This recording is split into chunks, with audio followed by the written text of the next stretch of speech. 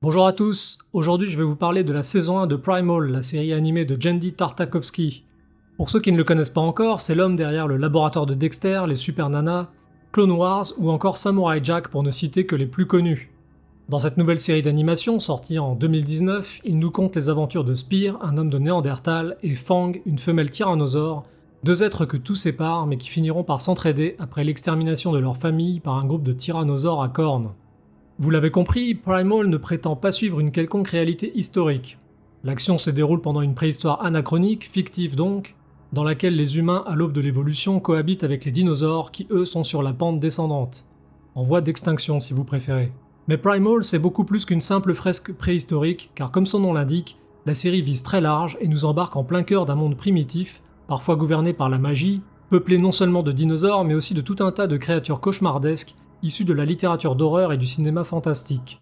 Pas mal, ça. Intéressant. Ainsi, la série emprunte autant à Rahan qu'à Conan le Barbare en passant par les films de zombies ou le genre survival pour ne citer que cela. C'est une véritable coïncidence si je vous parle de cette série aujourd'hui, je suis tombé dessus un peu par hasard, mais elle arrive à point nommé après ma critique de Predator Badlands, car Primal est une série d'animation pour adultes dont le niveau de violence dépasse très largement celui du dernier Predator. Et contrairement à ce dernier qui se destine plutôt aux moins de 10 ans, Primal n'est pas à mettre entre toutes les mains. Alors certes, plastiquement parlant, on est sur du dessin animé, un format qui permet une certaine distanciation entre le spectateur et la barbarie montrée à l'écran, mais la série n'en reste pas moins ultra violente. Primal, c'est un peu l'anti-Predator Badlands, car tout ce sur quoi Badlands a échoué, Primal le réussit haut la main. Ma comparaison n'est pas hasardeuse. Tout comme dans Badlands, Primal nous propose un récit de survie brutale dans un monde barbare et incroyablement hostile. Dans les deux cas, bien que le protagoniste soit une force de la nature, il devra s'associer avec un personnage au caractère radicalement différent pour survivre. Et dans les deux cas, les aventures de nos héros serviront d'écrin au développement d'une histoire d'entraide et d'amitié authentique. Mais contrairement aux deux idiots de Badlands, dont le voyage tourne rapidement à la cueillette des champignons, l'attachement de Spear et Fang se développera au fil des épreuves sanglantes qu'ils affronteront ensemble sur leur chemin. Car contrairement à l'androïde de Badlands qui connaît la planète comme sa poche, Fang le tyrannosaure n'a aucune idée des horreurs qui les guettent dans les ténèbres et elle les subira autant que Spear, si ce n'est plus, malgré ses instincts primordiaux. Vous en avez pour votre pognon. Chose intéressante, Primal est une série muette. Spear étant un néandertalien, il ne parle pas, mais il communique avec le tyrannosaure par des gestes, des actes, des expressions et des cris.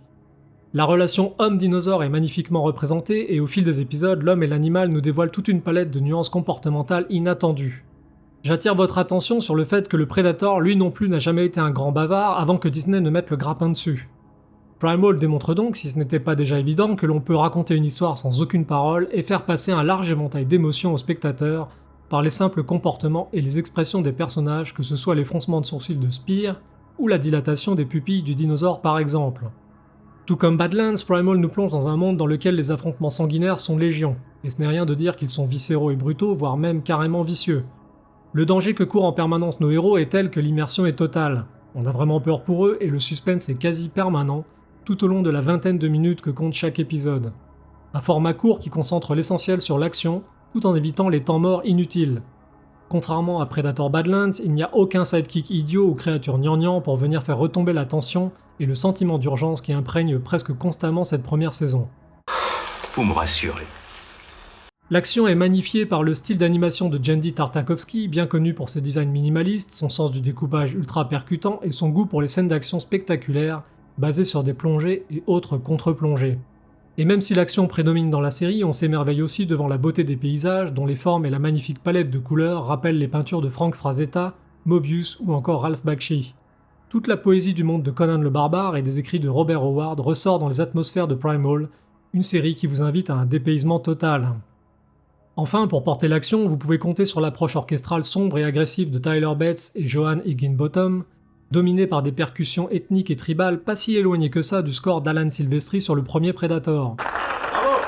Super. La partition de Primal est martiale, elle anime la jungle et rythme les poursuites avec une intensité brute, dans une symphonie préhistorique magistrale, à laquelle se mêlent également de nombreuses séquences électro-abrasives et endiablées. C'est sauvage, épique, et vous vous en rappelez à la fin des épisodes. Bref, si vous avez été frustré par l'ignoble Predator Badlands, jetez-vous sur Primal, c'est un excellent remède.